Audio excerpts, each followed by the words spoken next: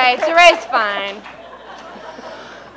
So we've been dating like 6 months, and things were going so well. I had like seen it going places. I was so excited. I was into it. We got on vacation. He was into it. So he was going home for Christmas, and I was staying and taking care of the cat.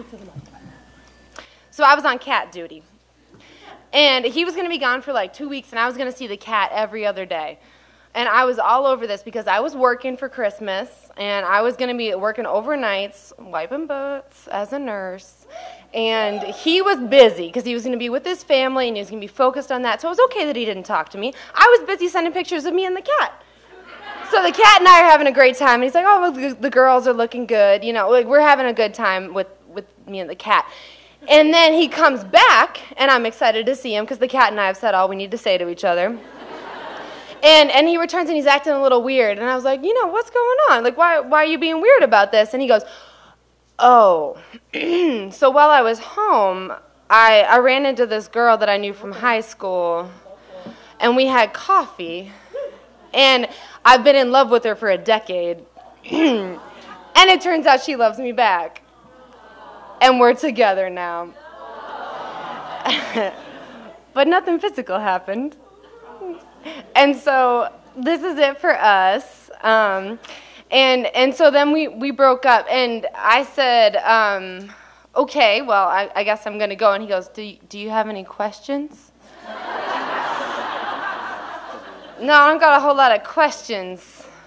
And then he said, well, I think you like me more than I liked you anyway. I was like, well, that was the icing on. I didn't need that, I don't think. And then he goes, thanks for taking care of the cat.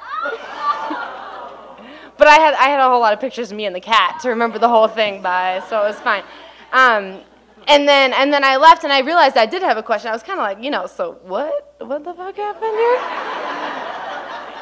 And he wrote me back, and he explained that he didn't want to keep dating for another 6 months in hopes of loving me more.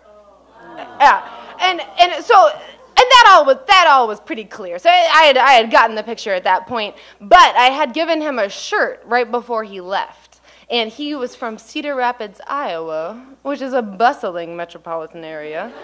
And I had given a shirt, somewhat ironically, that said, Cedar Rapids, more than just raw sex appeal. But as it turned out, he went to Cedar Rapids and had a very sexy time. And so I emailed the company, and I said, look, I got to return this shirt because Cedar Rapids has way too much sex appeal. And I wrote them the whole story, and I explained the whole thing, and I went on in great detail. This was like 2 days, it was real raw still, so I went through the whole thing. And I, about the cat and, you know, the whole situation. And I, at the end, suggested some new t-shirt ideas for them. And so I thought, Cedar Rapids, the infidelity capital of the upper Midwest. Cedar Rapids is for home wreckers. Basic bitches choose Cedar Rapids. And I got an email back. And they said, oh my God, we're refunding your money immediately. Take it, take all the money. And then the guy says, and I'm gonna make you some of those shirts. and I was at work and I didn't notice. And he writes me back and he was like, actually no, can we post that email on Facebook? And we're gonna sell those shirts. And so there was like 1,500 people that noticed that post, and they liked it, and they sold the shirts, and they sent me a couple. And so I've been wearing my Basic Bitches Choose Cedar Rapids shirt proudly.